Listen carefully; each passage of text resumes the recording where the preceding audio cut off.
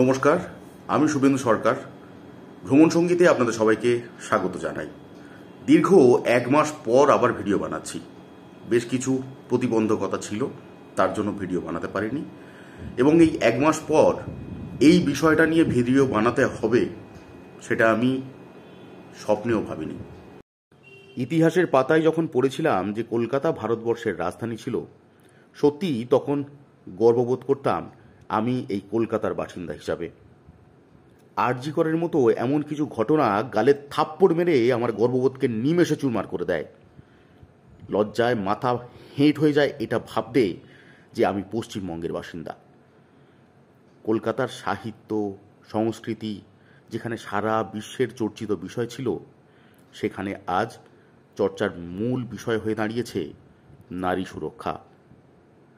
প্রশাসন যখন সুরক্ষা দিতে ব্যর্থ, তখন নিজেদের সুরক্ষা নিজেদেরকেই নিশ্চিত করতে পথে নামুন।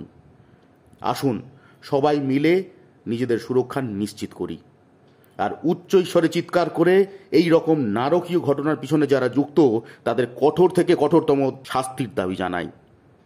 আমিও আমার ভিডিওর মাধ্যমে 4টি লাইন বলে আজকের ভিডিওটা শেষ করব। মোমবাতি তো জ্বলল অনেক, মোমবাতি তো জ্বলল অনেক, হাতে এবার ত্রিশূল চাই। দল বেঁধে আজ বলবে সবাই, আরজি করের বিচার চাই। সবাই খুব ভালো থাকবেন, সুস্থ থাকবেন, একে অপরের পাশে থাকবেন। ধন্যবাদ। লড়াই লড়াই লড়াই লড়াই লড়াই লড়াই লড়াই লড়াই চাই।